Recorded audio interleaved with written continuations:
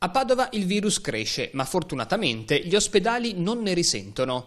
Nel settimanale Punto Stampa dell'azienda ospedaliera, il direttore generale Dalben ha tracciato il quadro della pandemia nel territorio. 1420 i cittadini attualmente positivi, il 13,6% del totale veneto. L'incidenza su Padova è fissata a 33 positivi ogni 100.000 abitanti. La variante Delta è predominante. Su 365 campioni sequenziati dalla microbiologia dell'azienda, solo 2 hanno rivelato la variante Alfa, quella inglese. Il resto rappresenta solo variante Delta. Al pronto soccorso si contano 2.628 accessi settimanali, di cui 210 legati a coronavirus, effettivo o presunto.